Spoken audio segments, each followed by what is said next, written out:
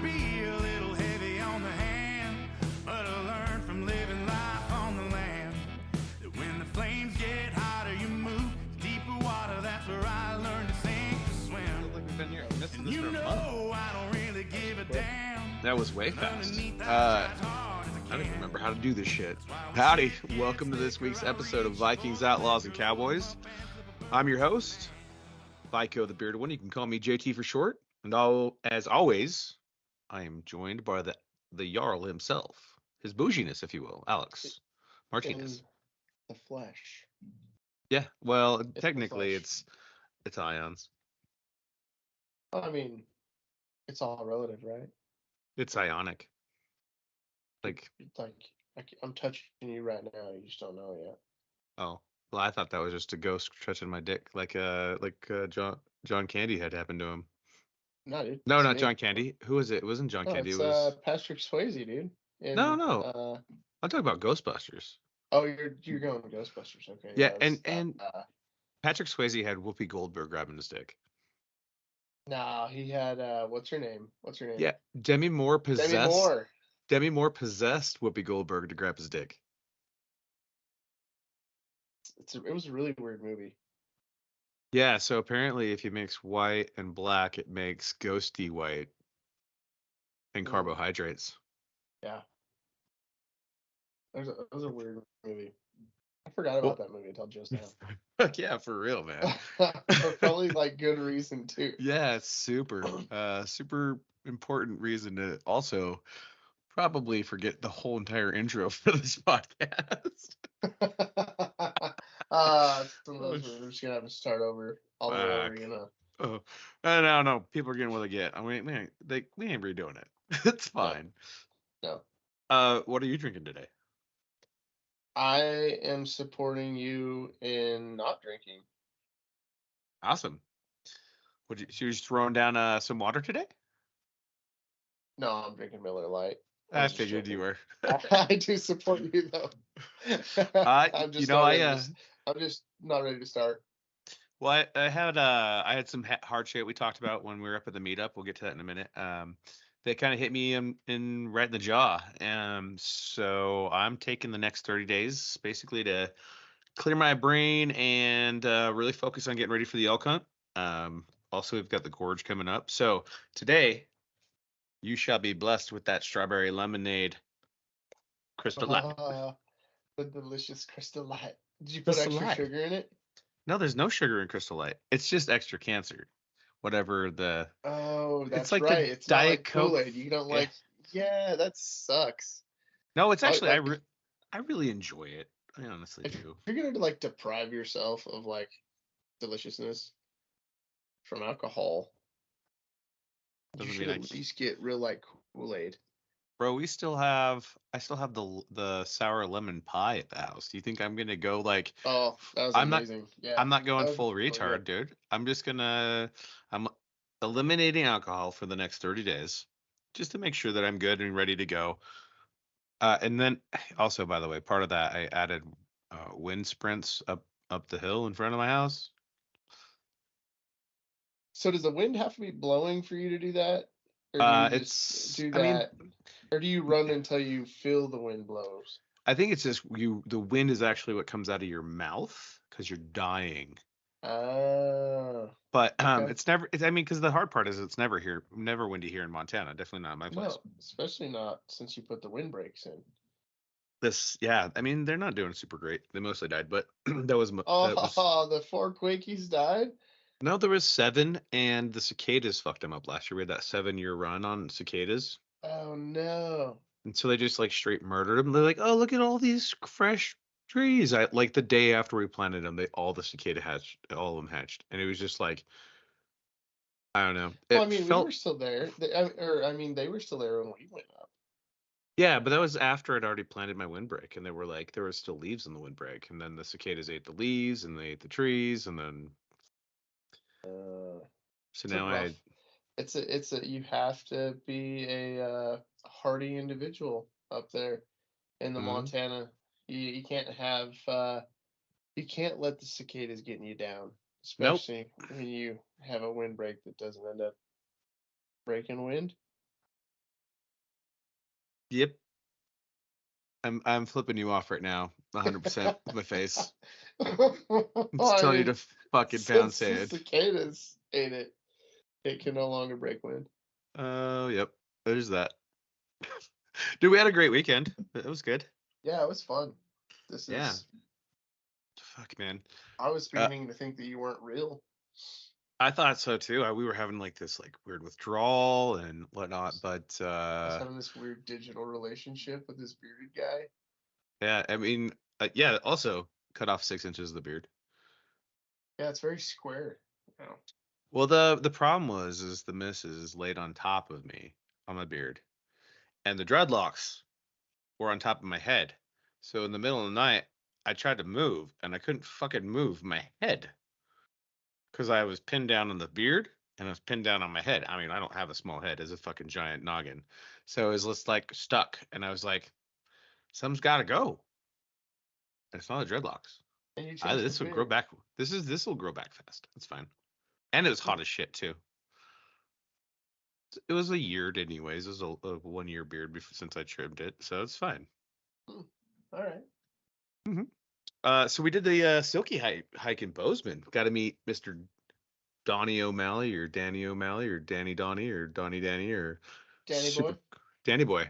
Super cool dude. More importantly though, the Bearded Viking family is there in full force, and we got to go for a really good walk. What'd you think about it?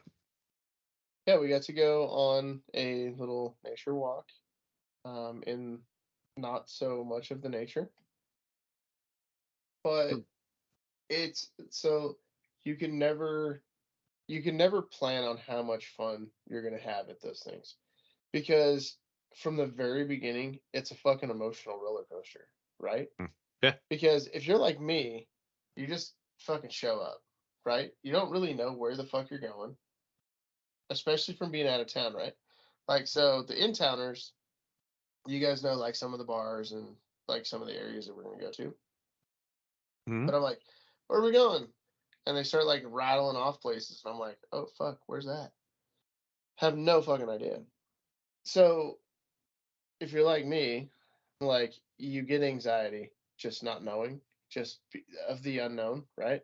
yeah, And it's not like anxiety because I'm like, ah, fuck, I'm gonna fall out of a 1 mile per hour pace hike or anything like that.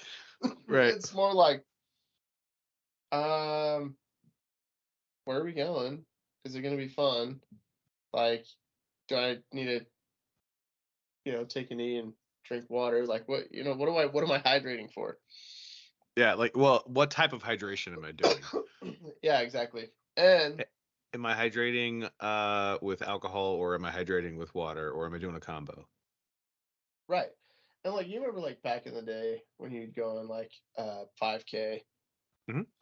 hump, or you're do it fucking 15K, 12K, whatever. You're just like, whatever. It's part of the fucking job, Yep. right? It didn't really fucking suck until you got like over the 10 mile mark, right? Yeah. So like if you're doing like a 15K, you're like, oh, this is gonna fucking suck. I might have to drink a little bit of water for this. But like anything over 15K, you knew like it was gonna be a fucking death march. Yep. Like it was gonna be Trail of Tears, and it was like we're only ever gonna have to do this if like our vehicle breaks down Yeah. in the middle of fucking nowhere. And every single time when even when I was walking on those like the McCrees and shit like that I did as a grunt, right? I was still like, I'm only walking on this way until I find a local that's going to give me a ride or give me their car. So if you know, it was always like that mental fortitude that you really had to keep going forward because it was just frustrating, right? You know? Oh yeah. So like you know how like when things maybe it's not the same for you as it was for me, but you know how like things really, really fucking sucked? Like those things that you would think about to like keep your legs moving forward or like to keep your mind off it or Yeah. you would go kind of like into your happy place. Because like I think the happy place is definitely a thing, Mhm. and it just would take the pain away for long enough. Because like I think we said it before, like you can do anything for like 5 minutes, Yeah. and Except for then have sex. I'm at like 3. I mean, I yeah, like. 1.5 plus cleanup, you know. Yeah. Yeah. But yeah, so like that, I think that rings true. Like you can do anything for 5 minutes, and then fuck, sometimes 5 minutes starts over again. Yep. This hike though, these hikes, I think what you're getting at is these hikes aren't like that. These hikes are No, fucking. no, that's the thing is like there's no anxiety attached to these hikes, right? Or if you have the anxiety, you should just go into it thinking, hey, I'm gonna survive this, and there's going to be no death at the end of it. Mm-hmm. I'm probably not gonna have any blisters. I'm gonna be fucking sore tomorrow because I got out, you know, umpteen amount of years ago, and I'm fat now. So, you know, I'm gonna be sore, but nothing that you should be worried about. No, yeah, these hikes are awesome. Like the first hike that I did, um, was down in Salt Lake. It was 3 years ago, 4 years ago, 3 or 4 years ago. I don't remember. So I went down and I'd done my own kind of together we ruck thing, which you're wearing a shirt of right now. And we'd gone and done some walks and whatnot. And then I did a 22K. By the way, don't ever fucking do a 22K, no matter how much you think that it's okay to walk that slow and that far. That is a long fucking day. And it sucks, but these hikes aren't that bad. I mean, we did 8 miles over the course of 8 hours, literally a 1 mile an hour pace. And we didn't just stay in the sun. We hung out. We got to do some tug of war. We went to bars, and there's no pressure to drink. There's no pressure for anything. Um, Well, and like one of the funnest things about it too is you're meeting new people yeah, all the time. And like you see some of the same people from the year prior, but then you meet a whole bunch of new people too, and you're going at a pace where you can like run up to the front and hang out with them, or fall all the way to the back and hang out with them, or hang out in the middle, you know? Like it doesn't matter. You can literally just fucking fall in line somewhere and just be like, "Hey dude, what's up?" yeah. And just strike up a conversation. Meet a new dude, new chick, whatever. I But don't, I don't, it's always dude, right?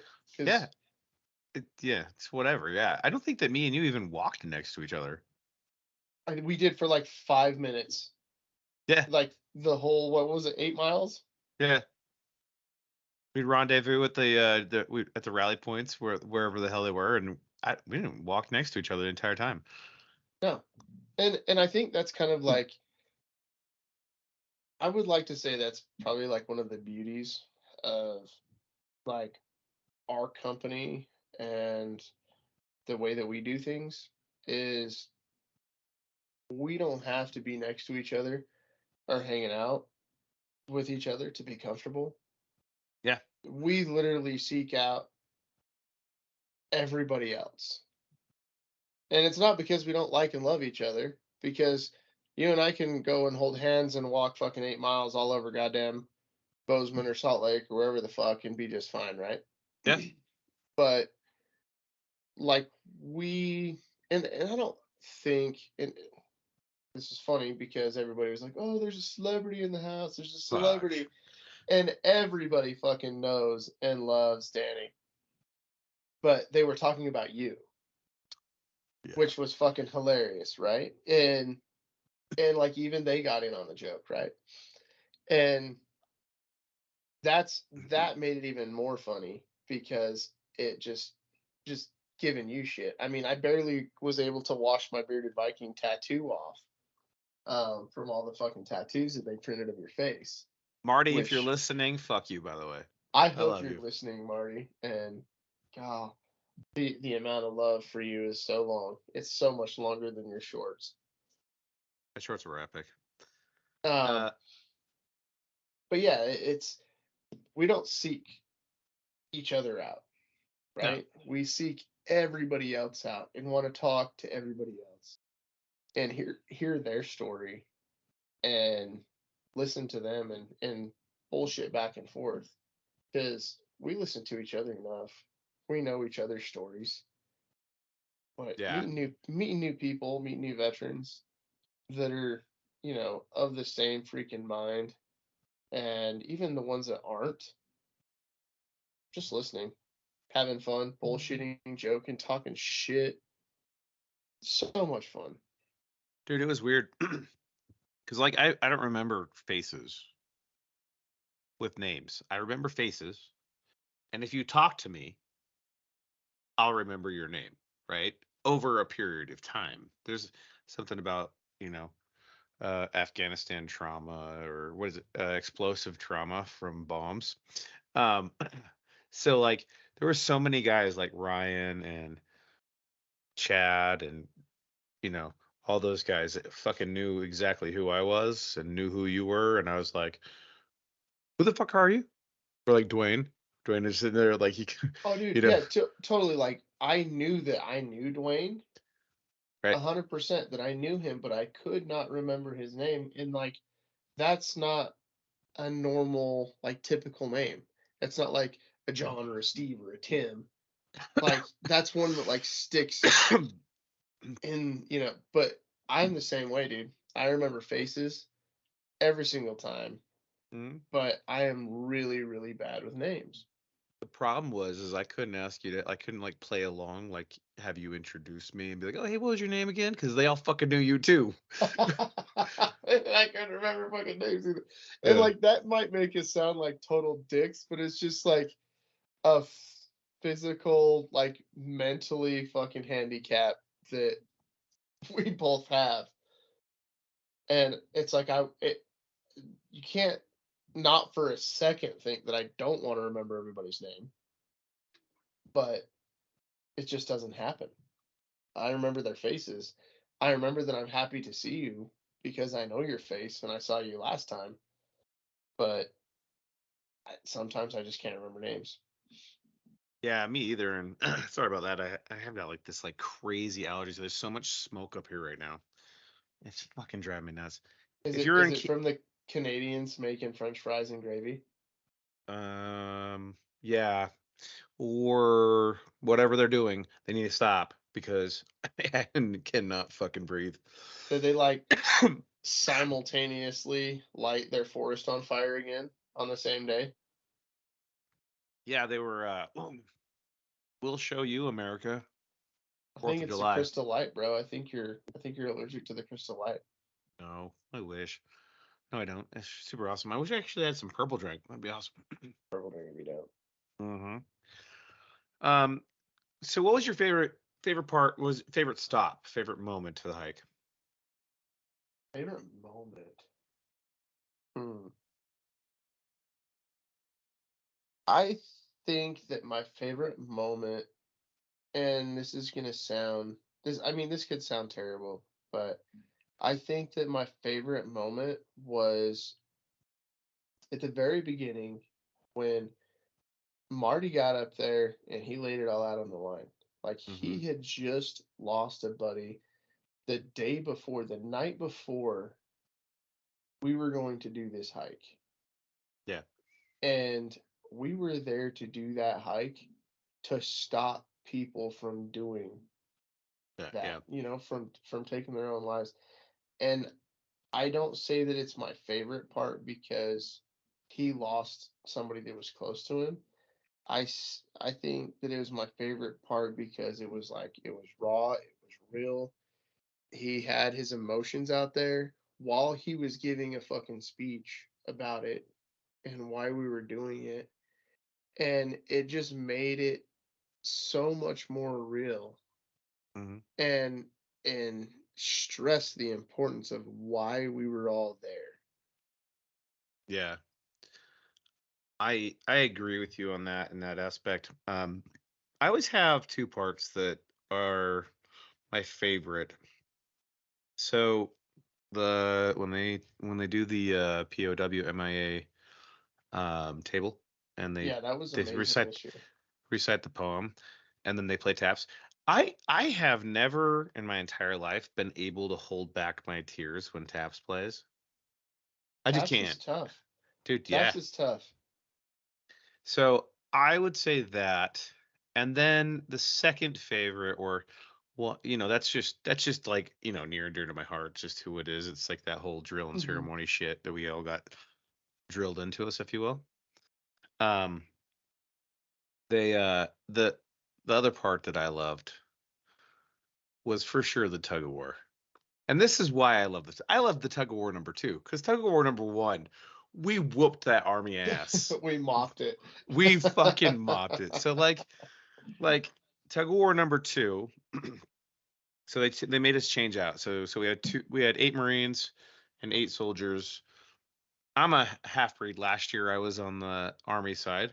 This year I was on the Marine Corps side. I get to choose whatever side, but I typically go back and forth on that just to help out whatever team needs, right? Well, this year, we did 8 and 8 and 8 and 8, right? So the Army on the second one starts to win. Well, all of a sudden the Army's like has 1 extra person. Right. And I saw that other person jump in, and I was like, "Fuck this!" And I jumped in again. I wasn't on the first one. We won flawless. It was like flawless victory, fatality, Yes. like completely like it. We just fucked him Yeah, up. like we went into it on opposite sides. I was like, remember the rhythm. Remember Yep. the rhythm. Yeah. And I was calling cadence, and we were pulling back, and everything else was great. And then the Army made the fatal mistake. Like you fuck with 1 Marine, you fuck with all of us, right? Yeah. So they added 1 person, and they were going. I hopped in, and then I think you hopped in. The gal Gaga hopped in, or whatever. I think her name's Heather or Heidi. Yeah, And then like Heidi. Yeah. all the Marines hopped in. It's like in that moment, it was very Chesty Puller, in the Frozen Chosen. Retreat, hell, we just got here. We're just fighting in a different direction. It was very where we go one, we go all type thing. Yeah. It was awesome, and I think it was great to see the amount of shit talking that happened regardless, right? Because the Army was coming at it hard. Like they were gonna do something about it, about like last year we were pulling uphill and blah blah blah blah blah, whatever to fucking Right. Trying to it, find level ground, right? yeah. So I was So funny. last We year I moved was the rope like 6 times because Marty was like, no, there's no hole here. yeah. So I mean last year I was on the Army side, pulling uphill and everything else, and I never made an excuse for it. But this year, I was like, fine, whatever, bro. And it was over in a moment. I mean, they like, it really felt like it is. The Marine Corps is just a little bit more tenacious than the Army. A little bit angrier, a little more retarded. Yep. And we got crayons this year. Yeah, dude. I walked Um, around. I completely forgot I had the crayon in the yeah, side of my. I had it in my hat the entire time, and I woke up the next day and I realized that I only had half a crayon left. So at some point I must have got hungry during the night and ate half my crayon because I only have half a red crayon left. So I don't know what happened to the other half. If you That's have the other half of my crayon and I didn't eat it, send it to me. no, mine was orange, man. That's my No, I fucking. just mean Oh, anybody. anybody. Oh, anybody. Oh, I was like, no, Yeah. fuck you. I'm not giving you your crayon back. Go get your own. Um, so I mean, I think that was my favorite part. There was a little bit, this year was a little bit different. That the only part that I was kind of like confused about was when we were forming up in ranks. I was like, I'm a drill waiver nowadays. So like, if you want me to march, I'm not really, whatever. I'll play I the was game. oh shit, I was trying to remember what the fuck I was supposed to do. Yeah, he And was. then I was like, I I'm was wearing made. the wrong fucking cover for this. And what threw what threw me and what's funny is because every other branch of service but the Marine Corps will salute without a cover. But Mhm. the Marine Corps will only salute with their cover. So if you're wearing a fucking hat, you're still not saluting. If you're wearing your fucking cover, you can, you're saluting. So during that time where Taps was playing, everybody was, went to attention because we were drill waivers and not, we were doing it, and people were saluting. I was like, all right, there's a whole lot of us that aren't saluting right now, but there's a whole lot of us that were at POA, like fat POA too, like Yep. just belly buttons and thumbs. Dude, for real. So I have that's an interesting call out. So I had so after I served in the Corps, I went to the Army and I had the hardest time with that. They'd like salute indoors without a cover, and I was like, no, that's fucking broken, and I don't know why you're doing that. That's bad. You could die. Sergeant Major's gonna see you, and he's gonna snatch your soul. Yes. Why am I saluting? Like, position of attention, totally fine. That's still a position of attention. Go to that and show your respect. But like, fuck, man, I ain't fucking saluting. I'll never, dude. I don't think I ever saluted indoors. I don't think I ever did because I wasn't an officer and I wasn't a platoon sergeant and I never had to fucking cover down for any of that shit. Yeah, I was only in the Marine Corps, so yeah. I mean, my I remember having some Air Force guys salute me and then giving them one back at ease, because they don't know, they didn't know what the fuck was happening when we were on their air base, but yeah, past that, I would have gone full open hand, like the British Air Force. How do I would, yeah. Anyway, I thought it was way more fun to just tell them at ease, like, whoa, at ease. That's a phrase, by the way, that I will forever be okay never hearing again. At ease? Yeah, dude. I heard it like 6,000 times this weekend, and I was just like, oh god. And it's funny because you watch all these people who've been out of the military for so fucking long, right? And I've been out 13 years now. You've been out close to that too. When'd you get out? I got out in 2010, yeah. So I've been out 13 years also.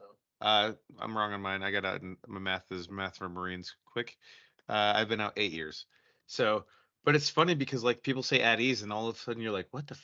Your brain immediately doesn't allow your mouth to speak, right? And but you're trying to say, who the fuck said that, or what the fuck is going on? And you're looking around and you're like, oh, somebody said the words, and then you're magically able to speak again. It's like you look to wherever you look to wherever the person who said it. It's just like, oh, okay, now I got my mouth back. It's fucking crazy. Oh, yeah. No, that would never really bother me. I always thought that was pretty funny. What about the double D? The devil dog? Yeah. Did you get, how many times did you get devil dog and be like, fuck off? I got devil dogged a lot because I was always on the command post. Ugh. Right? So I was always up at the regiment, or I was at division, or I was at meth. And like if you're walking around like you said you were at meth, right? Like you were just cutting crystals. Yeah. No, so but you learn really quick that if you walk with a purpose and a clipboard, a purpose and a clipboard. Doesn't have to be a clipboard, a green monster and a purpose. You will never have anybody talk to you ever. And it's like walking around with a hard hat and a high vis vest, or like a high vis vest and a ladder. You can go anywhere the fuck you want. Yeah, that makes sense. Yeah.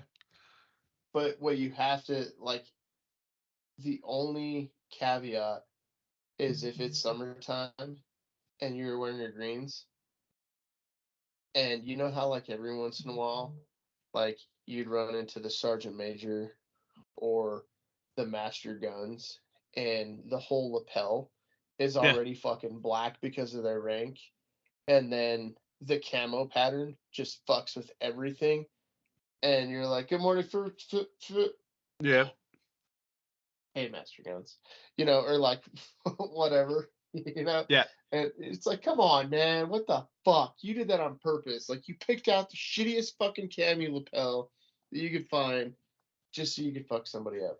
I once sat there as I was walking as a young sergeant, and I'm walking past this master gunnery sergeant I'd never met before.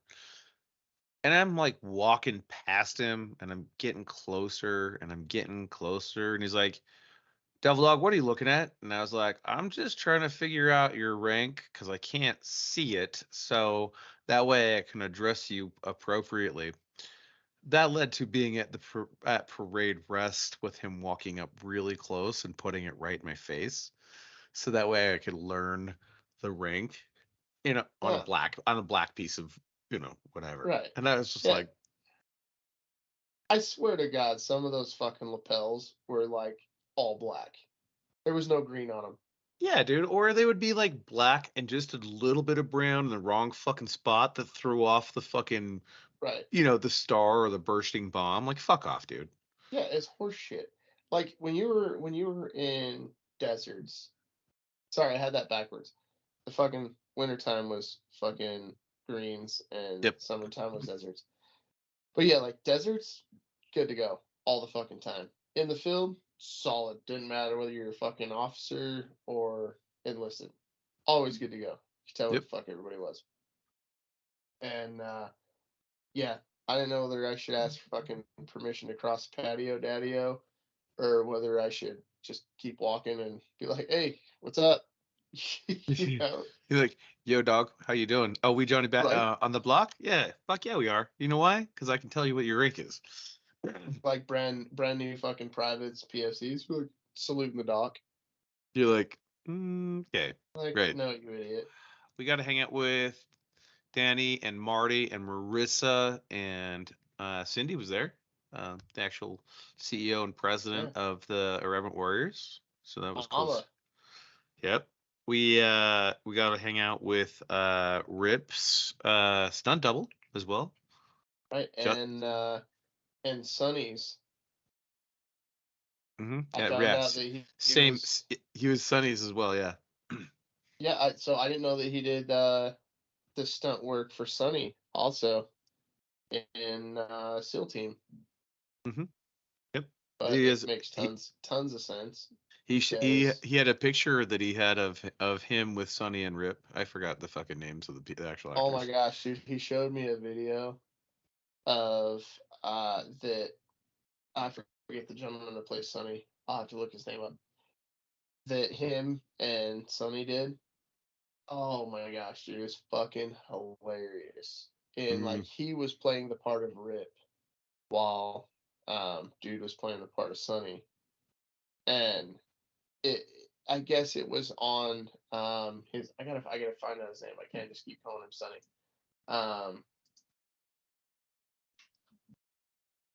But Well, it was on his Instagram. And it was absolutely hilarious, dude. I was dying. It was at like the midway point when we went to the bar. oh yeah. I believe that he also so JR still also has a couple of hilarious official websites that make him some stupid money. We can't name them. We can't name them because I don't want to out him. But AJ Buckley. So AJ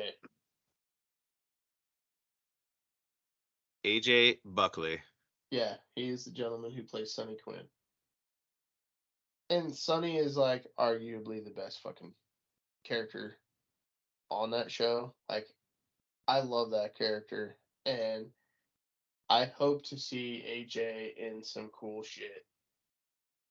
I can see Like, in totally the why. future. I can totally see why he would. I can see why Justin would actually play his backup. That makes sense. I mean, Justin totally. He's a ringer, dead ringer for the guy. Yeah, for sure.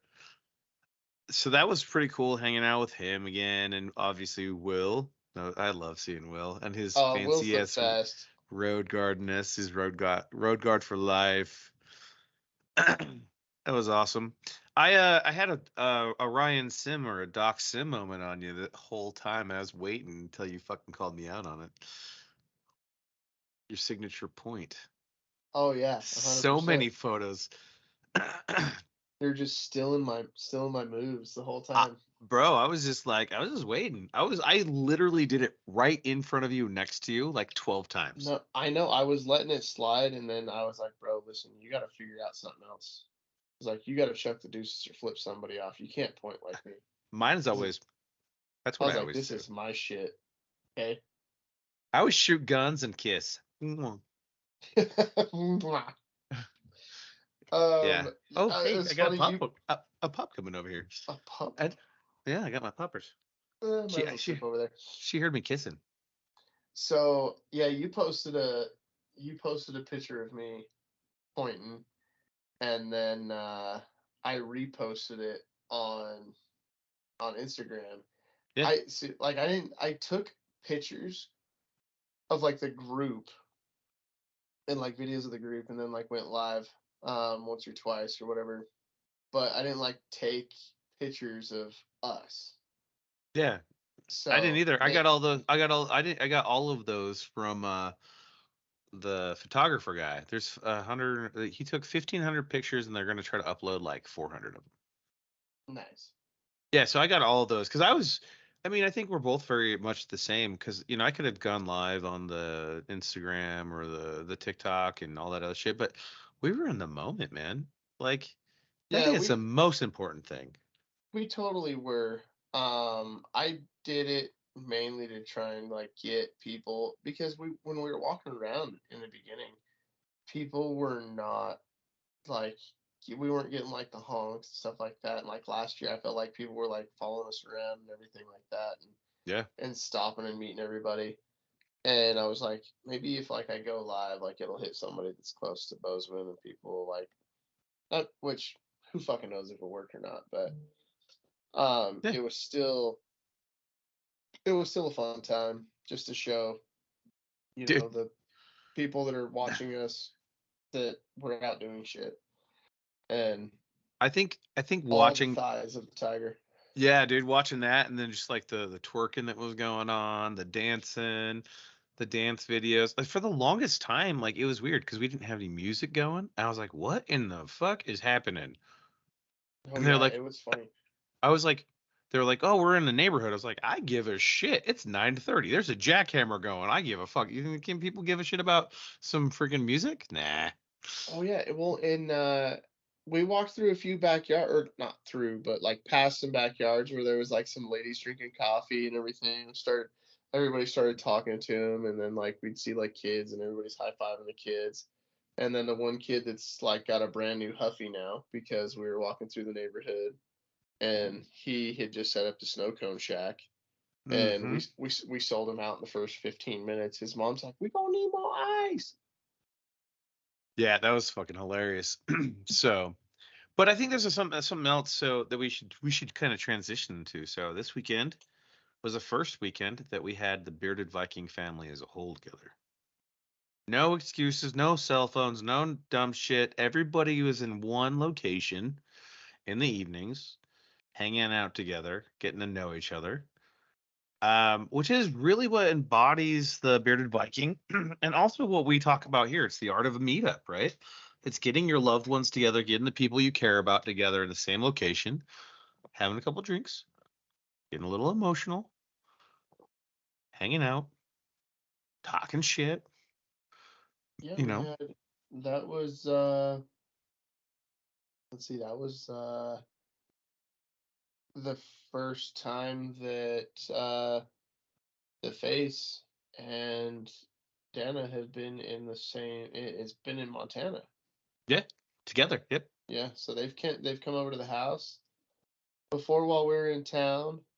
Well, like or while you were in town, Mhm. here in Utah, but and then that was Justine. That was her first time to Montana as well. What'd you think about like the Gallatin? No, she hates Montana. Yeah, it's fucking terrible up here. She said it's a terrible place. I mean, I get it. Yeah. It's fine. It's windy. So, to each their own. Well, I mean, it doesn't. It's not really windy. Just at your house Yeah. because your windbreak broke. Yep. It's funny when we talk about it because that was also the first time, like, Mrs. Doc and Justine and Vika and you know, Mrs. Tro and everybody was all in the same house together. And you know what? It was a testament to them, but that they were all that committed, which is super cool to hear. Because one of the things we talk about with men's mental health is being strong by yourself, but all of us are jackasses. Every single one of us are. We found a good people that embrace our retardedness. Hard R on that one. Or just ignore it, right? I mean, embracing, empowering, ignoring. We use all the words that mean the same thing right now. Well, like embracing, but like giving head pats, saying "You're my special boy." Yep. You know, like Come on, little guy, you got this. Yep. No, it's for sure. I think it was great. It was awesome. The first night I was really proud of us the whole time because we did not close down one bar. No, I went to bed early the first night, dude. I was fucking smoked, Yeah, and well, I I mean, never go to bed first. So yeah, I caught a lot of flack about that the next day, or because I Irish goodbye mhm. and went night night. Like, what You the fuck are literally you doing? you literally kissed your wife on the head and said night and bounced like a motherfucker. Yeah, she was the only one that I didn't Irish goodbye. I was like, okay, I'm out of here. Bye. Usually, I'm good for closing down a bar. Yeah, me too. I mean, and actually, I think I learned something this trip, right? So I think that the house parties, the meetups at the houses are better because you have safety. You're not paying fucking $6 for a fucking beer for any reason unless you're really fucking bougie. And that's up to you. But then at the same time, it gives you some quiet. I think my biggest problem is most of the bars we ever go to ever are so fucking loud. Yeah. Well, and you have like this safety in knowing that like you're all there in one spot, right? Like you don't Mm-hmm. have to worry about getting an Uber or one of you guys can't drink because the other has to drive home or something, like that. But where everybody's in the same house under the same roof, like that makes, I think, a difference because you go and you can gravitate to whoever you want to gravitate or kind of Mm-hmm. work the room or whatever you want to do. And you don't have to worry about missing out on somebody or something or worry about um the bogeys, the people that are just going to come in randomly and you know talk shit or grab a butt or just Mm-hmm. be a jackass falling around or something like that just because they're way too drunk. You don't have to worry about that. Yeah, I Like, mean, you're right. It does. It creates that thing, and I think one thing that you and I we have extremely in common is how we've talked about being protectors in the past, but like people don't really know how much of a protector we are. For the longest time, I wouldn't talk about my family and stuff on things. I just always never did, right? Um, but like, I mean, even for you, like it took you forever to get on board with even saying names and shit like that. But like we are protectors, like we do focus on that. And so when you don't have to do that protection aspect because you're in a safe environment with your brothers and your family, right? You're able to fully enjoy the night. The bummer thing is though, here's the bummer thing. Uh if you would have stayed up and if I would have looked up at the sky, we would have been able to see the northern lights when you were there on Friday. fair enough. It wouldn't be the first time that I missed the Northern Lights, and it's probably not going to be the last.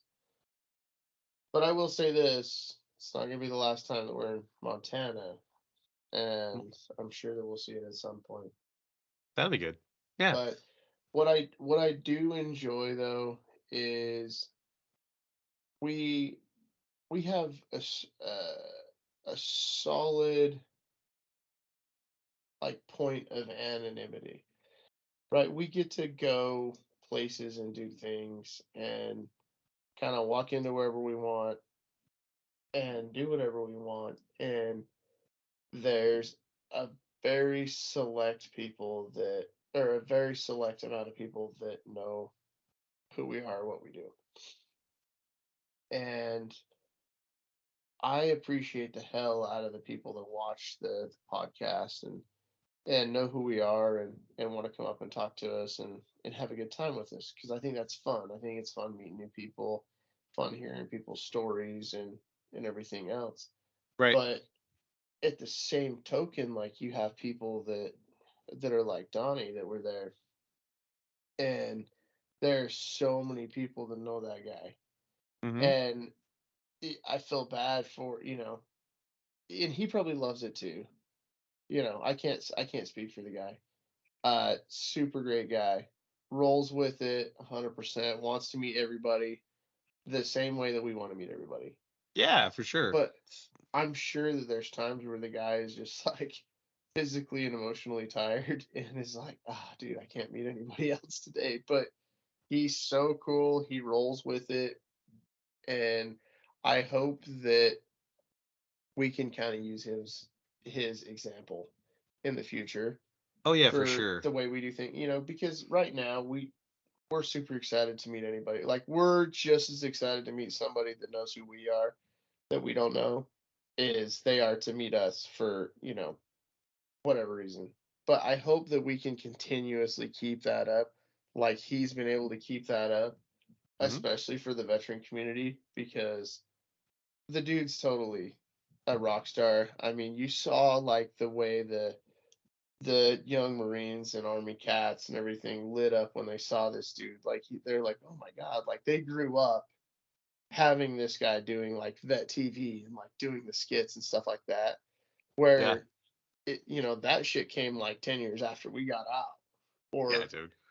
you know but we both still appreciate it because he's making fun of the shit that happened while we In were in the in fucking real Marine life. Corps, Yeah. yeah, or Like in the Army, shit yeah. that was real. Like, we You know. lived it. And I Yeah. remember one time they posted something about like, hey guys, send in your stories, your funny stories, and we'll vote and pick it and everything like that. And I sent in one of my stories, and like they replied back and everything, and I thought they were going to use it, and because they replied back and was asking questions about it. And then I don't know whether it ever got used or not, because I just didn't pay attention, right? Mm-hmm. And so for all I know, the story that I fucking said was used, but it was, just a stupid barrack story and everything else. But it's fun because they reach out to the veteran community and they make that veteran community Yeah. feel like they're important for in more ways than once, right? Or Mm-hmm. more ways than one, not just the IW, preventing veteran suicide, but keeping it fun and keeping it light while depicting what goes on in the military. Yeah, And absolutely. I agree with you on that because it's like, you know, I've never seen a vet TV skit all the way through. I laugh at the shit that I see. 'Cause I just, oh yeah, you know, they're great. I mean, it's great, and it was funny to see him in person because he is like, I don't, I can't describe the dude in general because he's just super kind and super mellow, um, and just wants to hear your story. It was weird because we were walking, right, and he came up and he was like, "Hey, Viko," and I was like, "Hello." 'Cause I was talking to everybody. I was dancing and having fun or whatever. He's like, "Hey, man, tell me your story. What's the bearded Viking? What is this mead? What is all of these things and whatnot?" And I was like, "Oh," I just sat there and he kept asking all of these questions, asked about things. And then I was like, "You mind if I ask you a couple questions?" And he was like, "Yeah." And I didn't talk to him one bit about like, you know, his organization or anything else like that. I was like, "Hey, you know, um, how do you handle the burden of leadership?" And he stopped like for a minute. He's like, "That is like a real question." I was like, well, yeah, you're the leader of all this. Thanks for putting all this on, by the way. But like, you're the leader of all this. You founded this. Like, Right. This is I- your cat. this is your fucking thing. So like, I'm trying to do something as well. I got, people that we're trying to figure out how to do this, how to lead, how to guide, how to work with people of different personalities. And he sat and talked to me for another like 20 minutes. And then after he's done, I was like, hey, thanks for the info. I'm going to take that into some thought and go on. And I was like, I'll leave you be though. I don't want to monopolize your time. Because he was like, but it was crazy. I just had this crazy cool connection with him. I think I would probably describe him as like a Hugh Jackman had a baby with Ryan Reynolds, who had a baby with somebody who's really fucking humble, like the Pope, not the Pope, Gandhi, Right. That drank a lot of coffee. like all the coffee. He has so much energy. He's all over the place. Yeah, yeah, for sure. Um, so that I think that was really cool. And kind of on that note, like jumping into men's mental health because we do need to kind of touch on that as this is a men's mental health podcast and we can't just Oh, focus on being. yes. I mean, definitely jumping into men's mental health, but at the same time, I think this had a lot to do with Oh yeah, it our had to. mental health Yeah, it as well definitely did. too. I think that can't be discounted. So No, I right? would, I dare I say that a lot of what we've talked about has to do with our mental health just as well as everybody else's mental health. Just being there, being present, hmm meeting people, hearing their stories, and just commiserating, right? Because Yeah, even though it was just a small hike, we're walking around the town and doing dumb shit, there was still, slight amounts of pain involved, hmm you know. Like I was teasing about 3/4 way through, fuck, I wore the wrong socks. Right? Like yeah. just dumb shit like that. But No. I agree with you. I think 100%. I think we don't really talk about like the other mental health and as always we're advocates for being sound in your mind and whatnot and trying to be better. But this is I think a lot of people don't know, but this I really needed this. I needed it mhm, really bad. Um, but that's because you know over the years I've been able to find my people. Um, it's been a journey finding the people that I can rely on, that I can call up when I'm in the middle of some shit and have them answer with zero judgment. And it's the topic of a conversation for a week or two, and then there's no judgment and there's a path forward moving on. But when you're out walking with people, you have like basically three types of people when you're on these walks, right? So you have loud, obnoxious people like me, and sort of like you, yeah, definitely like you. Super quiet people or shy people, right? And then the third category is the people who keep their distance but are still loud. So they'll hang out mhm. with their group, right? Because they don't want to go outside of their group, right? Or if they're shy in their group, they're still with their group, right? Yeah, they have their comfort zone. Yeah, Eh, they're and it might not like be like their people, but it's people that they've seen before, people they've met, people they know. yeah, Kinda. You yeah. know. hmm They have some familiarization with it. Yeah, they're not. They're the eggshell's cracked just enough on the Yeah. outside, right, where they can peek through or whatever. So, and we've talked about finding your people, and everybody has their people, and you have people you align with, and you have people in your pocket or on your, behind you, or stand Yeah. abreast to you, if you will, that have different views, but they're still your people. Um, so the biggest thing for this hike for me was, I have learned through my time in life that I heal by helping and talking through my shit. I think it helps. It's like when you're trying to teach somebody to do something, a lot of times you learn how to do it better yourself Right. because you're talking it through trying to teach somebody else. And then you're like, oh shit, these are the fucking steps. Like, I've been fucking missing this whole thing this whole time too, you know? Mm-hmm. And I think it's super important that you, and we've talked about it before, that you find your people and you have that comfortability with, you know, those acquaintances and stuff like that too. But we're we're I think by nature just disruptive, right? I would never. I would. I would. I don't know if I would agree with that. I'm kind of a quiet, shy person. Uh, I've never I'm had a not much drink of a one drinker. time. I'm not much of the drinker. I don't know what that is. I also take long strolling walks on the beach here in Montana, Right. where it is terrible and the sunsets are horrid. Yeah, absolutely terrible. But I would venture to say that by us being disruptive, we break into more groups, especially, you know, in person. Yeah, for Especially sure. those people that are nervous or you know, like their group of people. And I'm not saying by any means that you and I are for everybody. You know, not everybody's Hmm. gonna want to be buddies with us or best friends or anything like that. But I think that we definitely have a way of getting people kind of out of their shell. Yeah, for sure. I mean, it just takes a little bit of a tender caress feeling and give him a little kiss on the Yeah. forehead and A little bit of fucking Kool-Aid guy. a little bit of Kool-Aid, and next thing you know, people are good to go, bro.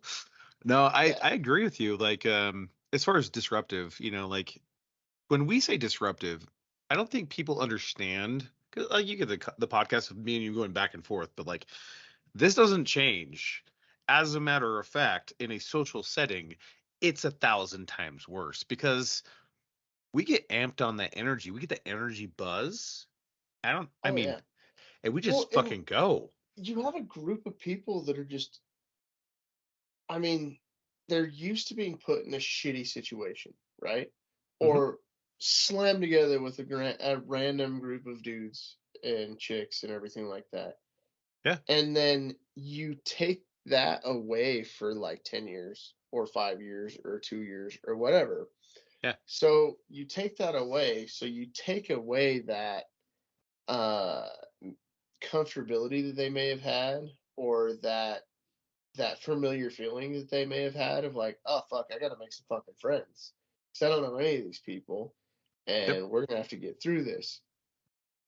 And you and I come in full fucking retard with a group of people that are still maybe kind of nervous. Yeah. If we want to talk about this hike, right?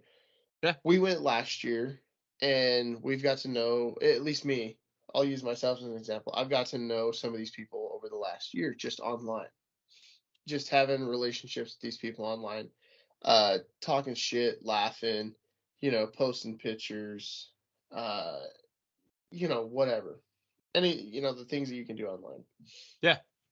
And then, Sending dick pics. yeah, The totally. standard Yeah. some meat Yeah, swapping, if you will. just the standard dude stuff. Yeah. And you know, we get there, I get there, and I'm not one of those immediately uncomfortable people with a group of dudes or veterans or anything like that, Hmm. right? Yeah. So we go like full tilt in to our retard, right? Yeah. But you have to. And you do the same thing. You know, Marty's giving you mad shit. Marty literally made part of the giveaway bags your fucking face tattoos. You know what I mean? Like, the camaraderie there is awesome. So for those people that showed up, it was a first time hike, and they didn't know anybody, and we got to just break the ice by knowing people that were there Yeah. and just being jackass, you know, in general, jackasses in general. Hmm. I think it probably loosened things up, and I think that helps, like up here, because it's like oh shit, like these guys all know each other, which is kind of scary at first. But wait, these guys are talking to everybody else too, Yeah, and want to make friends with everybody else too. I felt bad because there was one gal that showed up, and I just right when we first started getting going, I just wanted some coffee and shit like that. And she was a Marine, and she didn't make it through the hike, and I felt bad because she felt uncomfortable. She probably has a lot of trauma from service or whatnot related, and probably not a people person. And I'm probably not the first person you want to meet at 9:30 in the morning. uh, Not because I'm imposing, but I am disruptive. I think I looked my first year at doing the hike. I looked over at this. So there's in Salt Lake, there's more soldiers and airmen than there are Marines, right? Mhm. So so somebody hands me a crayon, and I was like, mm. And it was a big old fat one too. It was a big old fatty. One of those tasty fuckers. Yeah, so I sat there and I put it in my hat like I always do. It just hangs down right by my sunglasses and shit like that. We got to the stop point, and there was like this group of people who hadn't talked, and one dude was obviously struggling. You could see it in his eyes. Like I could feel it from across the fucking state. And I walked up to him and I looked at him. I said, "You see this fucking crayon? I'm gonna eat it." And I ate that motherfucker right in front of him, like really ate it. And the dude that was seriously struggling in that moment, right? He literally fucking busted out laughter, like this big old belly laugh, laughing the whole time. And he was then in like he's a friend now. Like I talked to him still, he was just belly laughing like oh like Santa Claus and shit, right? Like and it's when we get there, right? Your first year, you're whatever, it was fucking 9 o'clock in the morning, haven't had coffee because we sure as fuck didn't have enough coffee before we got there. No. We were expecting breakfast burritos. We got fucking fatty cakes, and you guys were giving me shit about eating fatty cakes. And I was like, fuck you guys. I don't give a shit at all. And I just wanted my coffee. And, we started walking and we got there and it was weird. People fucking calling me a celebrity, which is also super fucking weird. I thought All, that was hilarious. yeah, you guys are dicks. Um, grab bags full of fucking all sorts of crazy shit. Thank God there Fanny weren't, packs. Fanny yeah, fanny packs. packs. Hell Also, yeah. thank God there was no charms this year. No, there wasn't. But I kind of wish there was because the amount of fucking heat that was blazing that Bro, last part of the hike. last year fucking Marty handed out fucking charms and Montana flooded like the next day. Yeah, that dude, he caused the Montana floods. Facts. But you look at it and we're talking about mental health and men's mental health, and we can probably just elaborate across the board for this moment because there are men and women involved in the hike. Oh yeah. You know, it's really when you have somebody, and this is from experience on being the person that's loud and obnoxious and in your face, and then also being the person who needed to have the loud, obnoxious, in your face moment. Um, when you are there and you're in that moment, what you don't realize is that it's breaking down your walls. Like it's Yeah, put even if it puts a little crack in it today. yeah, and I think it's important to remember too, like when to be that disruptive, Hmm. loud, like obnoxious, having fun person to when to dial it back and just have the conversation. Hmm. Like, I don't want it to sound like we're bouncing off the fucking walls the whole time because we weren't. Like, I had some real conversations just walking next to dudes, bullshitting. Um, there wasn't as many females in the hike this year as there was last year, Hmm. and I get that there may be an intimidation factor there, but I definitely want to put out any kind of thought that there's intimidation there for any of the Yeah. females that want to go on any of those hikes or have any of that fun because everybody is there to just have fun, commiserate, talk bullshit, Like, there's none of that, intimidation or anything like that there. It's just Yeah, a fun, just cheesy environment, it's healing through laughter and smiles.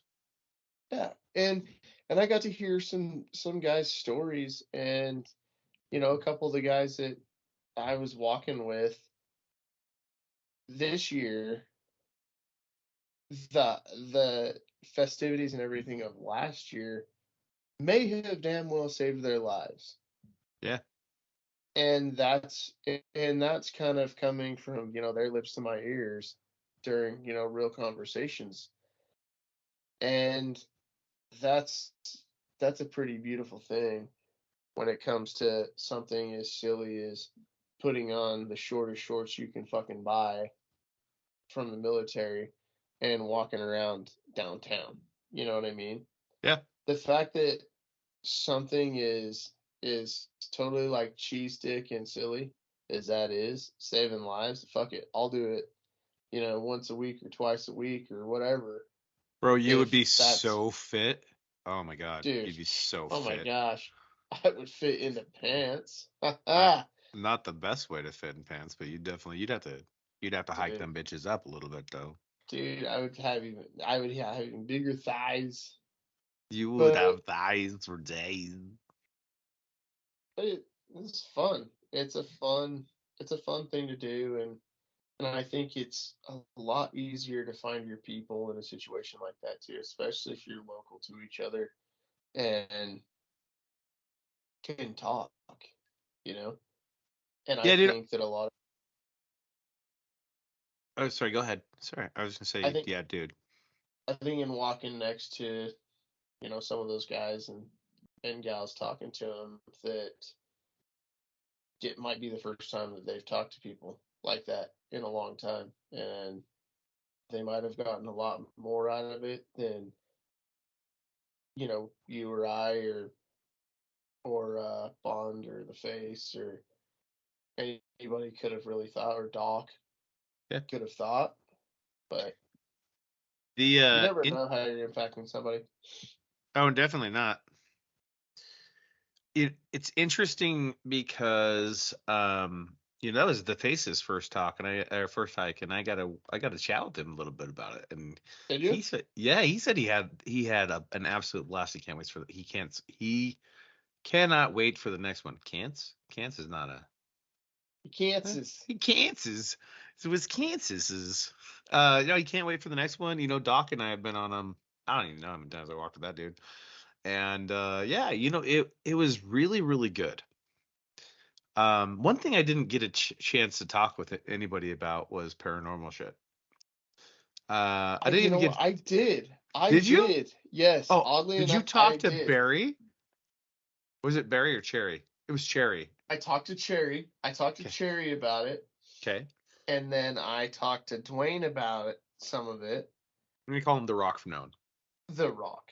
Oh yeah. Because he's always wearing the Hawaiian shirt too. Yeah, So dude. So yeah, it's a the Rock. solid. Yeah, he's the Yeah, Rock. the Rock.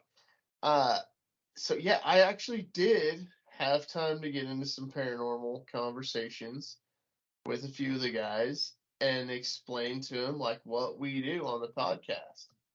Because there was more people than not that had no fucking idea why we're there, why your dumbass face is on a shirt, and what we do. Right? So, we can't sell mead there. So, why's your fucking face on a shirt, dude? And Cherry was a perfect example of that. He's like, oh, wait, you guys sell booze? We're like, well, that's what we're hoping to do one day.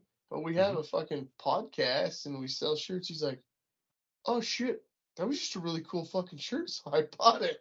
I was like, fuck, that's how I shop too, dude. That's fucking cool. Yeah, Hey, sweet. thanks a ton. Yeah.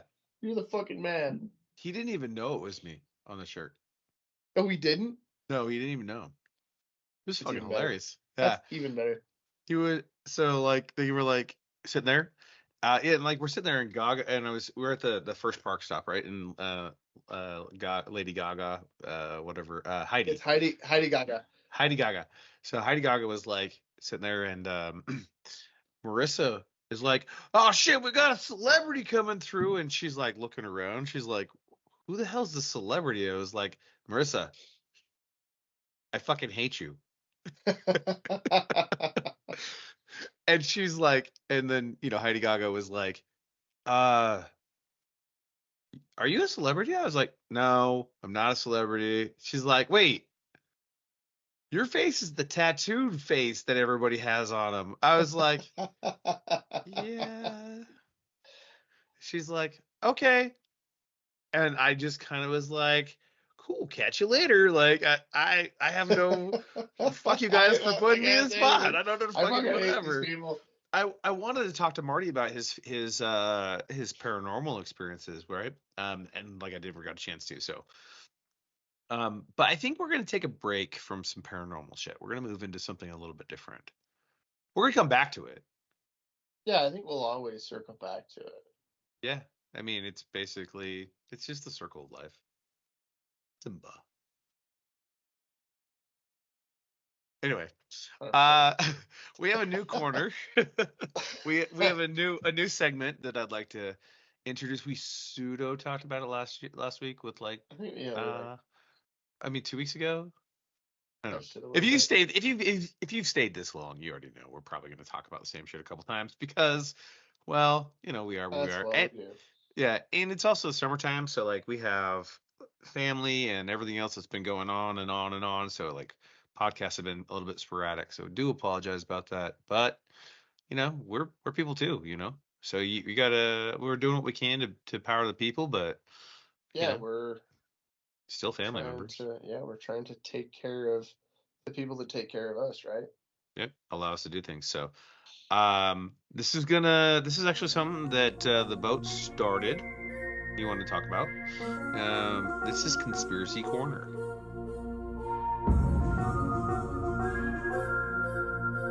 It's not even really conspiracy. It's like it happened. It's confirmed, right? Yeah. Well, okay. So definitely confirmed. We talked a little bit about last time when we were talking about dimensions and fucking shit. We touched on it. So in Conspiracy Corner, I'm not trying to go down like political conspiracy theories, but I want to try to go down some shit that could almost be paranormal. So it's really hard to not bridge the gap between the two. Yeah. So I'm just talking about like, let's not. In this corner, just so you know, we're not going to focus on like voter fraud or any of those things, but we're going to talk about shit that the government has totally fucking lied about, and then years later released.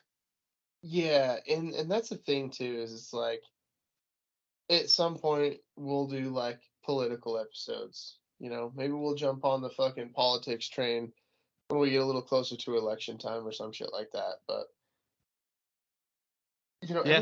everybody has their opinions, but this is more based on fact, not opinion. Facts, motherfucker. Facts. All right. I mean, you can Google it. You can definitely Google it. Let's start off with the basics of Project MK Ultra and the experiments, and the documentation that was released. So, why don't we go with a high-level overview? So, for all of those listeners who always thought the government was trying to control your mind, and you were like, "Why the fuck is it that I see this thing?" I see a pandemic on V for Vendetta, and we watch it enough times, and then all of a sudden there's now a pandemic in real life. Or why is it that sometimes I feel like I see something in a different part of the world and it's real?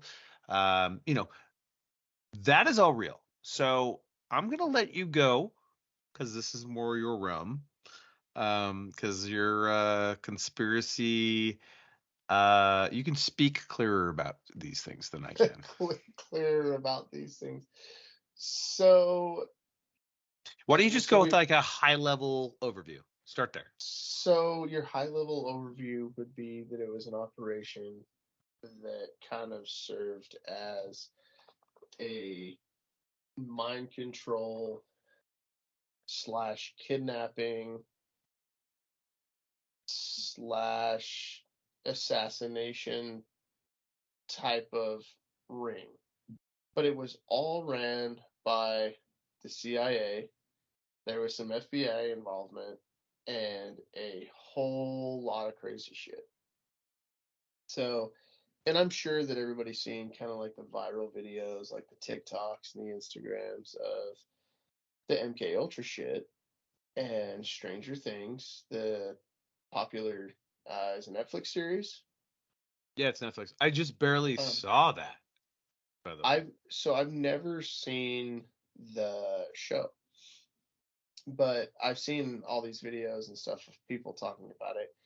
And there's a solid amount of people that are like, "Oh my gosh, this is real. This is a serious thing." And it is. It was all the MK Ultra. It's a real thing. Montauk is a real place, and they kidnapped kids. They kidnapped some of the.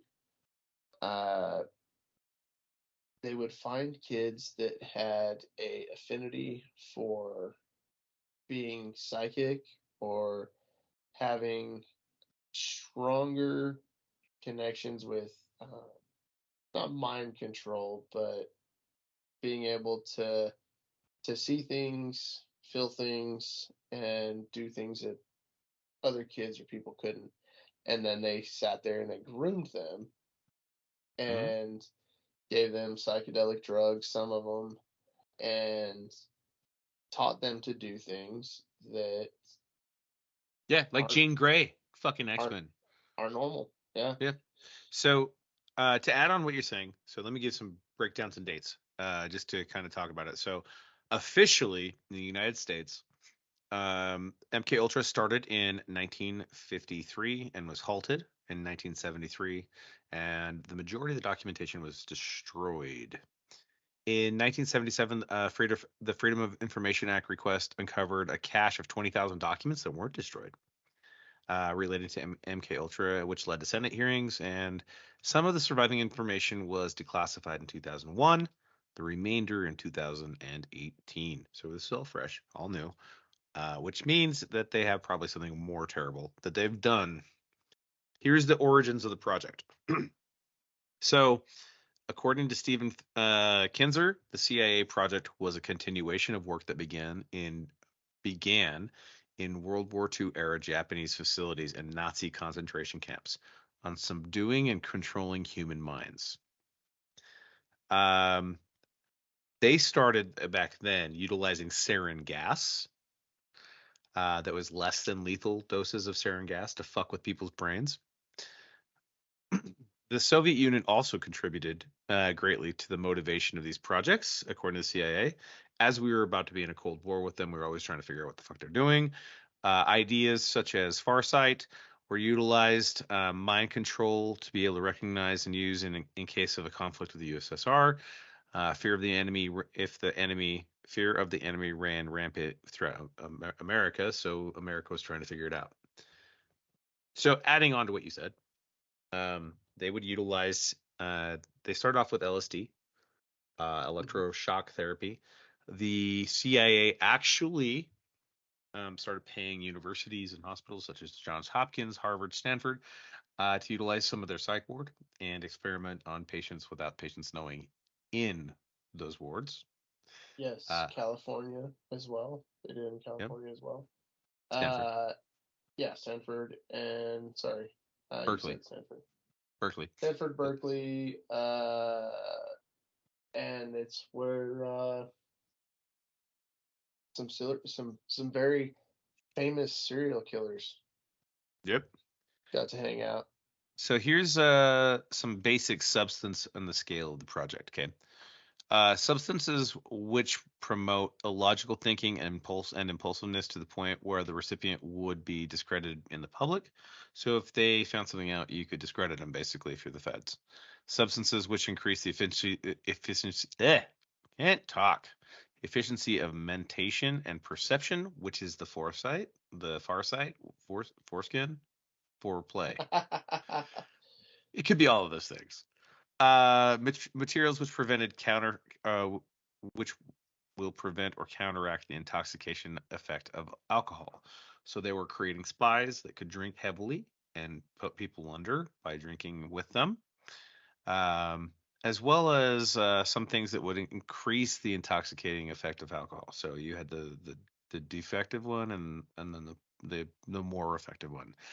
Um, and the list goes on and on. Physical members, people were getting shock therapy. You know, you'd have transients that would come through, they'd kill, throw in the backyard. You know, basically all this weird shit that was going on. You know, they worked on a knockout pill, which um, could be administered to in drinks, food, cigarettes, and utilized as an aerosol, which would be safe to use for normal use, I guess, but provide a maximum amount of amnesia. So basically, you have a conversation with somebody, you know, you offer them a cigarette, you crack the little fucking Camel menthol fucking ball inside, they smoke it, fucking knocked out, and they don't have an Camel. amnesia. They have amnesia, they're still alive, right? So nobody gets injured, but they get the information, right?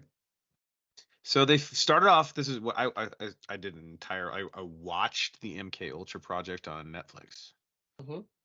Super cool. It's Uh, yeah, it's pretty good, but there's a lot of stuff that it left out too. hmm They focused on utilizing psychedelic drugs a lot. They started off with LSD, and they found out that LSD doesn't work very well. Then they moved to like psilocybin, but what they found with psilocybin basically is what everybody else has found out with psilocybin, and that's that it actually creates repairs neural pathways in your brain. So when it repairs neural pathways in your brain, in essence, it's basically counteracting anything they're trying to do, right? That's putting you outside of things. They went through mescaline, cocaine, AMT, and DMT. Um, so I think they settled on the one that was the most effective was mescaline and cocaine, having people, well, at least mescaline, because coke just makes you go I crazy. think I think that they're playing down, and they played down a lot, the use of LSD and acid, Yeah, because that was one of the big ones with uh, Charles Manson. Charlie boy. Yeah. He was Oh, like nom nom nom nom nom. old Chuck. And I've mentioned this before. They fucking bailed him out of jail more than once You would for never doing eaten me, by the way. is it because you're a ginger? Oh, because I have ink. He didn't like the tainted skin. Makes sense. It might be a little sour, maybe. I I don't mean, know. maybe I don't know. I mean, you ever Mm, bitten into a pen? Like you were fucking around when you were a kid, chewing on a pen and it blew up in your mouth? no, I can't say that I have. Really? Yeah, You're like was the it only sour? per What does it taste like?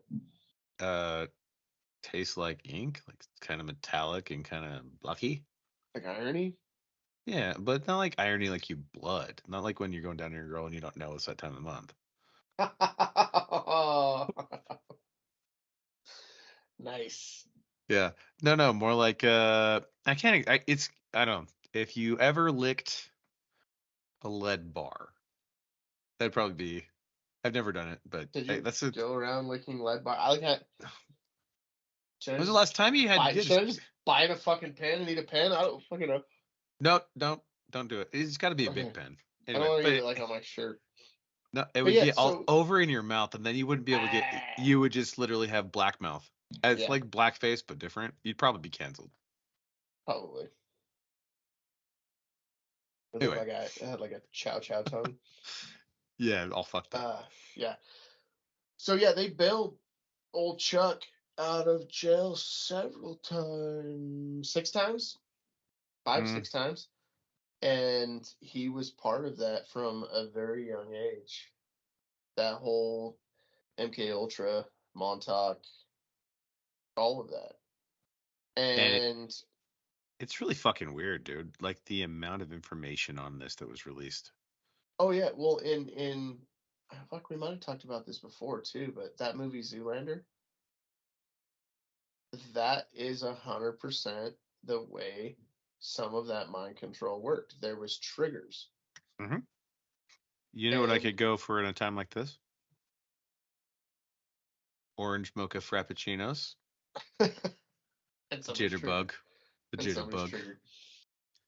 Yeah, so there was legitimate like words, records, things like that that were played as trigger words to activate some of these people.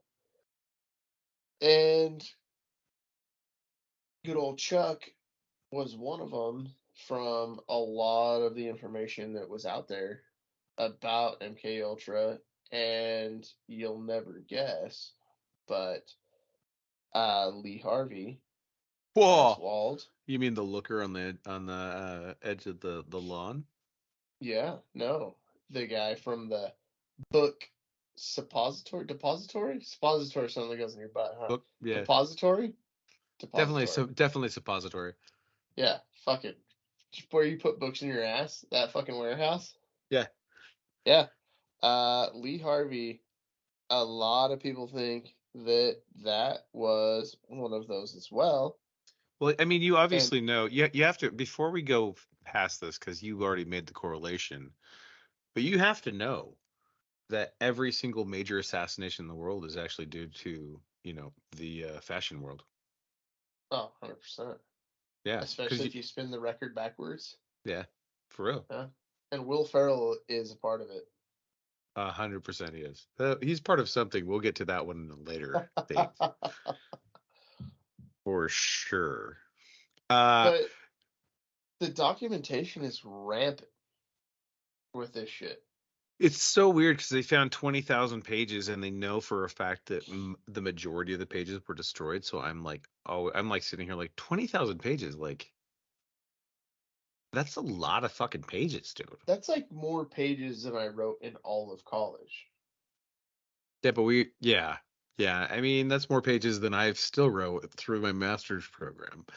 That's more a lot of pages than fucking I've, pages, dude. dude, That's more pages than I've read in my life. I would, yeah, if I didn't have to read like, training manuals for fucking, doing shit, then yeah, at one time, then I would probably say, yeah. That is so many pages, and you're sitting here thinking to yourself, like, what the fuck? Right? Like that, I don't know. It's just so crazy. So like, Project MK Ultra, you're right. It probably doesn't do it credit. It's a fucking movie. It's just like any movie, right? I mean, the best. I don't even know that if I there mean, is even a. they literally made a movie about it, talking about it. Yeah. But they've also started having, and this is gonna fucking blow your mind. Are you ready? Mm-hmm. They've also had weird creatures wash up on the shores around Montauk. Oh, weird. So it's very much like Stranger Things. That's Mm, crazy. Oh, yes. super, super. And I've just listened to a thing on the Sean Ryan show, which is another podcast. Mm-hmm. A retired Navy SEAL. He had Dr. Stephen Greer on Again, yet second again, time. Second second time. time, and he talked about a whistleblower and somebody that has come forward that had to do with Montauk and MK Ultra, all that shit.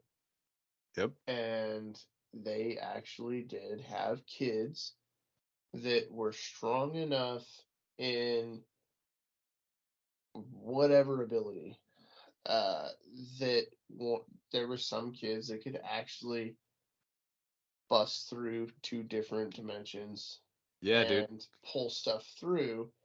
And he said that there was times where there was something that was pulled through from a different dimension that was running through the damn lab that they had to kill. Mm-hmm. So, like, this is a thing that has documentation now.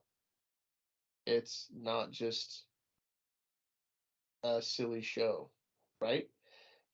They do this to us all the time. Why do you keep bouncing back and forth? What's going I'm just, you start talking about MK Ultra, my fucking computer shuts off for a second. on? Like you start talking about like fucking Sounds about right. Yeah, I was just like, okay, cool. Well, I'm just making sure that I'm still here, alive, kicking. Right, now we're looking at the hologram that is JT. That's The real fucking. JT's dead. He's a celebrity. It's fine. They do He's that. a celebrity. Yeah. Guys. So, yeah, so they start talking about this, and some of the children or I would say, based off of what he was talking about, a majority of the children actually died Yeah. It's because they pushed them so far mentally. so it's very, very interesting, right? Because you have a lot of things that came out during that time, during their era, like comic books and shit, and how, comic books are our current legends for America, right? There are myths, the stories that were written to be better, but there's always there's something that started it, right? Hmm. And you know there's you have the X-Men, and you have all of these things where you're literally talking about freaking Professor Xavier right now currently, and Jean Grey, who could do telekinesis, and you're talking about all of this shit where these kids were almost mutant, right? Because of all the Well, shit that were done, and they were just I fucking think they were. pushed. Yeah. Well, and some of the documentation in those 20,000 pages or more actually tell you how, and we've talked about this, to astro project, Hmm. remote view, and That's and what it's called. I use keep calling it Farsight, remote view. yeah, remote view and astro project, and then um, move things, like telekinetic, like there's some CIA documents and patents that have to do with people walking through walls. Hmm.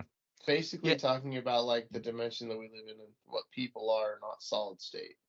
yeah, They're yeah. actual, you know, Which is ironic because we started this whole podcast based off of the fact that I'm just an electrical fuzzy thing over here made of ions, and you're the same thing, right? right? And now we've come full circle. Um, there's a lot of information on that.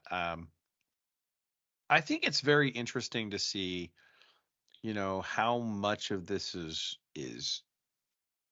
real and what people thought was fake, right? How many people were discredited, and how many people had all this shit happen, and how many people's lives were ruined Oh by the yeah. Fed, and by because like the Fed actually started putting um and if you don't know this now, you're obviously not paying attention to America, or you're such a sheep that you don't need to fucking listen to our podcast. So let's just start there before I say Straight what I'm away. about to fucking say, right? So the Fed pays for so much stuff with social media, and with advertisements and commercials, and with all these companies that are putting the news out, quote unquote news, right? They're fear mongering, and they're utilizing the information from these MK Ultra experiments to keep you under their foot. um, and they did the research, and they found that 80% of people will never question authority, and 20% will. And you go to boot camp, and they utilize the information from these MK Ultra experience, to basically brainwash you, so that way you have instant willingness and obedience to orders. I mean, how many times did you say that in boot camp? Fucking all the time, right? Basic training for soldiers and whatever the fuck the Air Force is. There's 6 weeks of PTO, I guess, whatever. And I would um say that some of that is the same, but it is different no, to no. an extent, right? Yeah, yeah, absolutely, and that's what I'm trying to get at here. So they took very basic pieces of it, and MK Ultra they utilized it, they learned it, and they expanded on it, and they said, hey, by the way, this is what you can utilize that's safe, that will create a machine for X amount of time for you, right? Whatever, it's 9 months, 10, a year, 3 years, whatever. And then they went way past that. Like the three-letter agencies went way down that fucking path, and they are in there. And nowadays they're using just low key versions of it in every aspect of your life. I mean, you know, I don't you even think it's low key. Uh, I think, and I have a really good friend. His name is John, and we talk about this back and forth. Not John Wall, a different John. dude, how many Johns do we know? That's We know we got several Johns, yeah. but we talk about this, and we have talked about it a lot, and they still use it, right? And we Hmm. were trying to figure out for the longest time what programming did this, the generation that we live in, what programming did they see?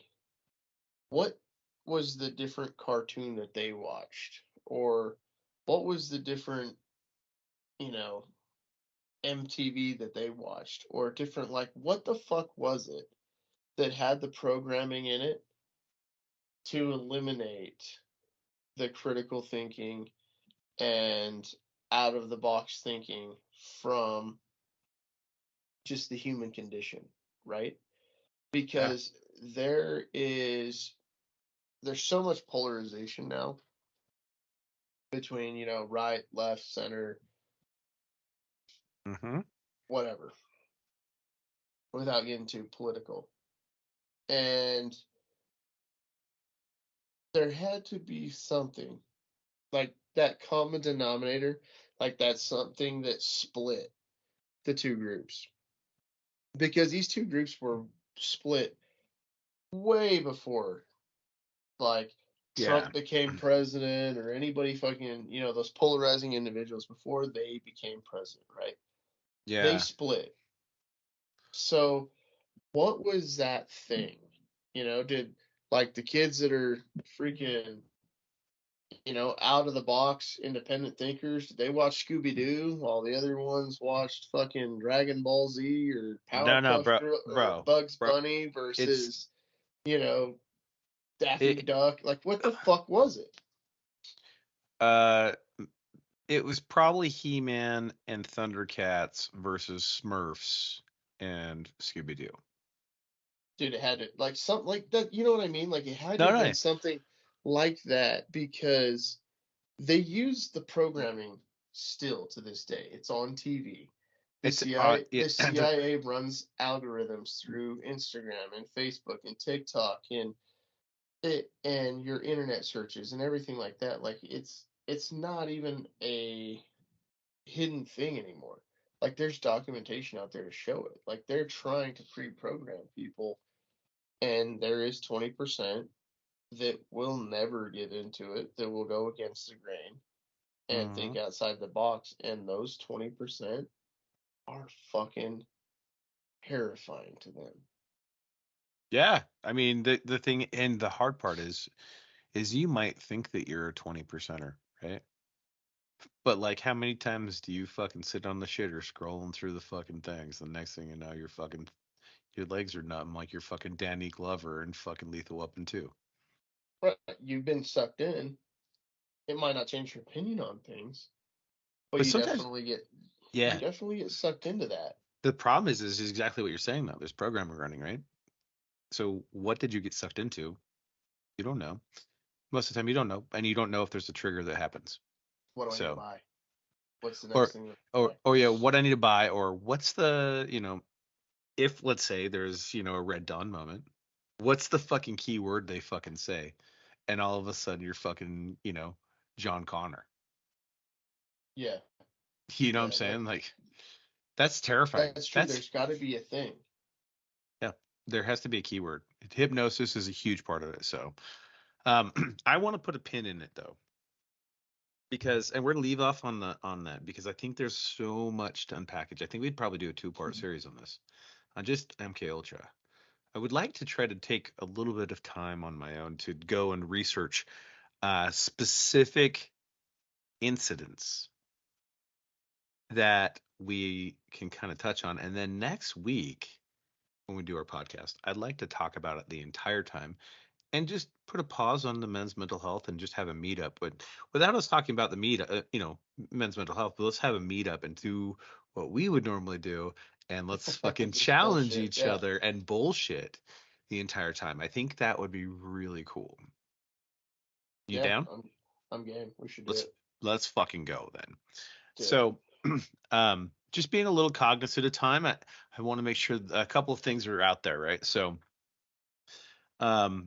first, I want to tell everybody who showed up, or who commented on the posts that we've made, or who liked any of our Instagram stuff or our TikTok stuff, and new friends, old friends. Yeah, all of you guys, thank you so much. Not for supporting the Bearded Viking or Vikings, Outlaws, and Cowboys, but for supporting the Irreverent Warriors.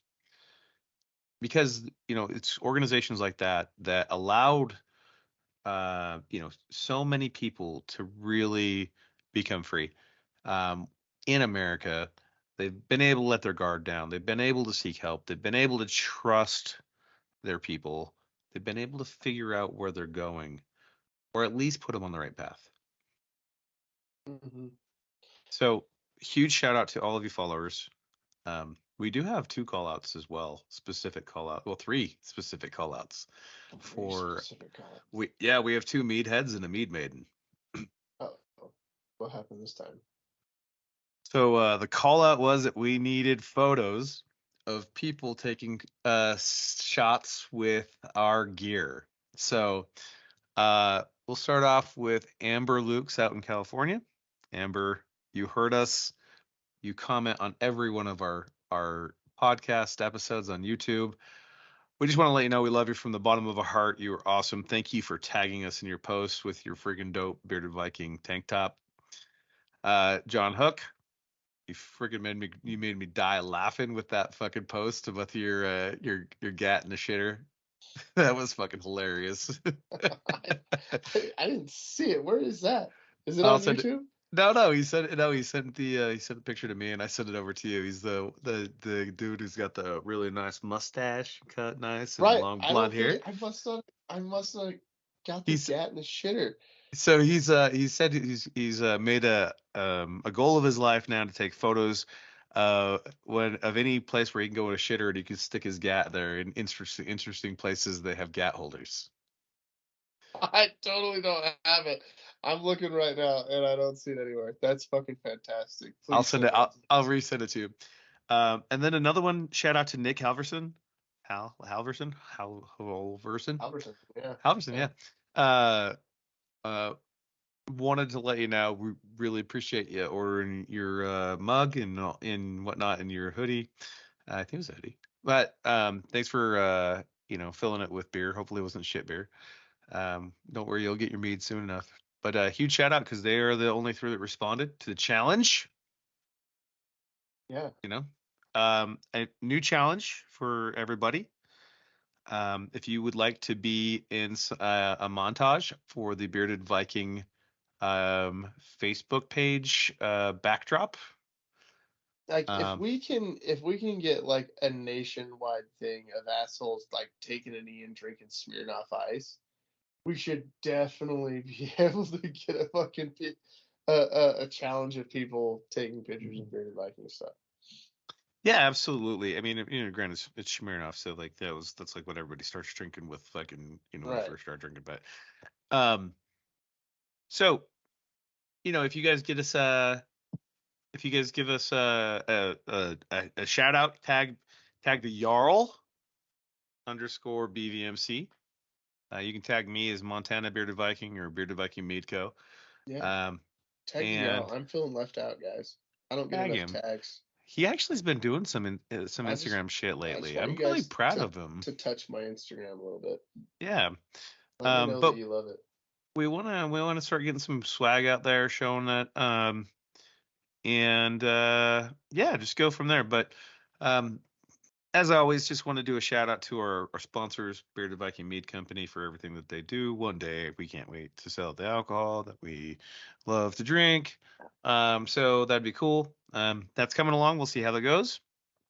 Rogue Industry. Um, So we have. I'm gonna cut you off because we have 13 days left in this month, okay. and we were given the IW a percentage of everything that we were selling. Mm-hmm. We're gonna make a donation. Yep. We're at So $100 already. so we should continue this for another 13 days till the 13 days. 31st. Okay. Till the 31st. And everybody that orders something, the what is it, 10% or 20%? So we aren't doing a discount on it. We're just going to give 20% of the top line revenue to IDub.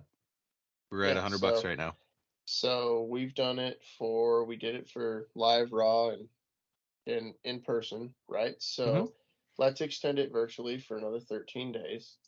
So Yeah. anybody that orders anything within the next 13 days, 20% of that purchase is going to go towards IW.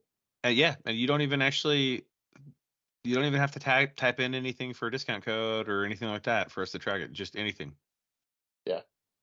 So Buy a cheap shirt, buy an expensive shirt, help us liquidate the hoodies, yeah. buy a cup, whatever, and we'll Oh, finish it up. on that note too, um, we got new hats coming out. They're not new. They're We old. got new old hats.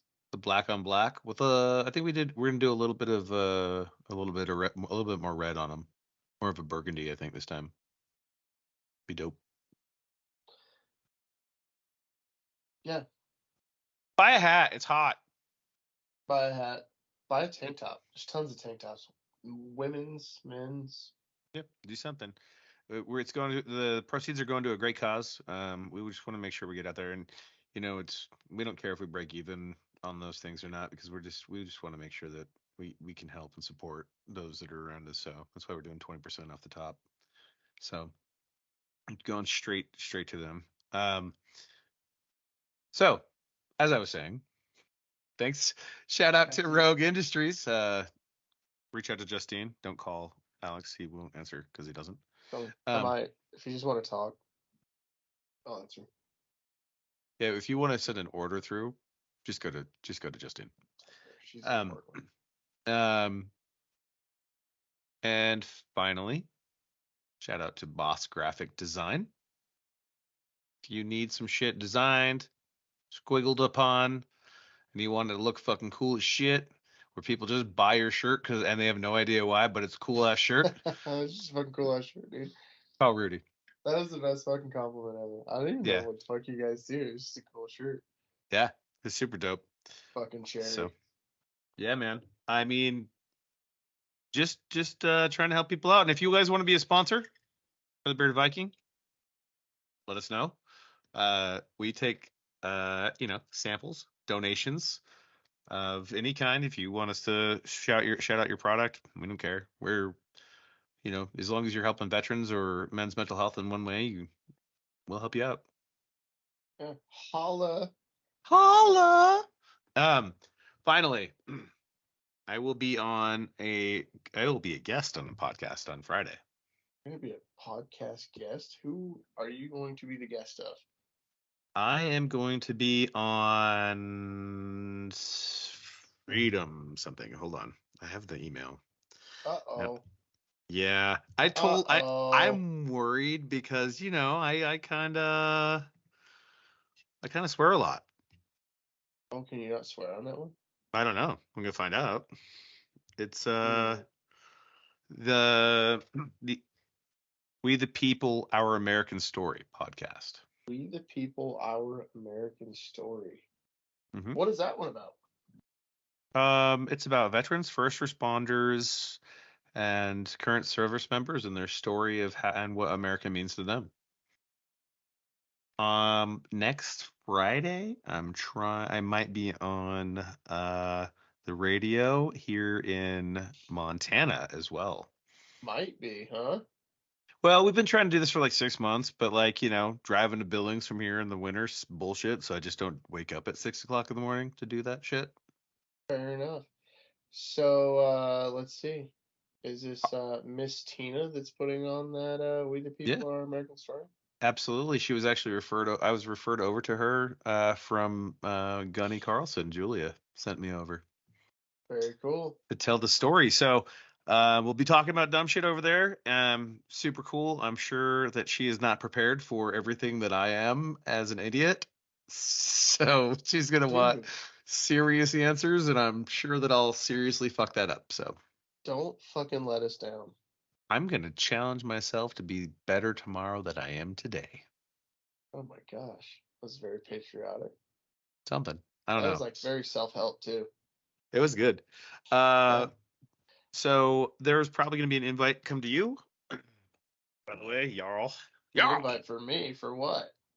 For a different time when you can talk about your American story, because My American story? I don't know. Do I have an American story? Well, I mean, you are a Beaner Schnitzel, so I mean that's pretty much everything in America is. It's a melting That pot. is the embodiment of America. Mm-hmm. So, There's literally, I am a walking, talking melting pot.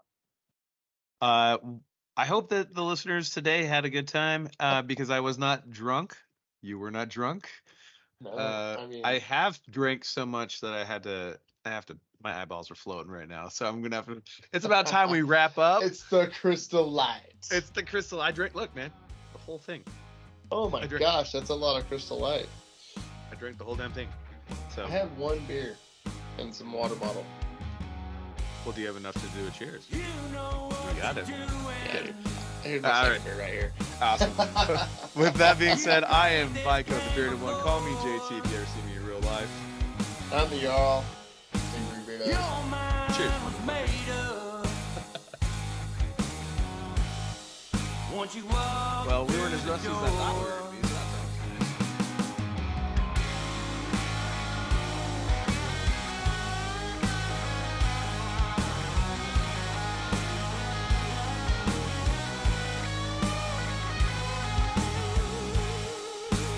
there you go dancing dirty. Hips moving all back and forth. Making them sexy eyes.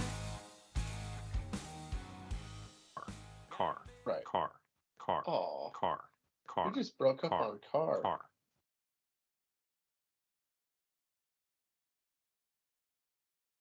Real fast in on that one, didn't we? Or a local that's gonna give me their car. Car.